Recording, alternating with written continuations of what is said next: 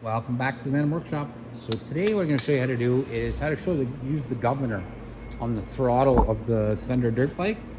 And this is just so that your son or daughter, or yourself, if you're not quite used to it and you need to tone down your bike a little bit so you're not getting all that throttle, this would be how you do it. So you want to loosen that off. This is a 10 mil nut. What you're going to want to do is screw that nut out just as far as you can for now. And we're going to go in about that much, and then we're going to rotate our throttle. And what that does is it gives a cap to the throttle inside. So the more we go in with this big screw right here, the less throttle I'll have up at the top here to swing. So keep going. And we can literally shut the throttle right down, so it'll literally just have the tiniest little bit. So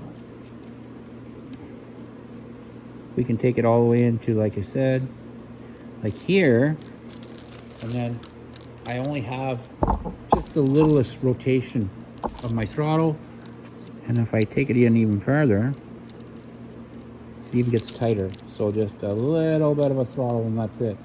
So that's how you use the governor. And then as you get more comfortable riding, where you want to open up your bike a little bit more, you can take this out. So once you get this to where you want it though, so say you're at about that level, you just tighten up this nut, just like that. Use a number 10 millimeter wrench and you tighten that up. So I have a 10 millimeter right here. Just give it a little quick tighten. Just boop, like that, and then it's locked in place. And that is how you govern the throttle on the Thunder dirt bike. The Thunder dirt bike alone is a pretty peppy machine, so if you're not quite ready for that, it's definitely great to have this this governor on there.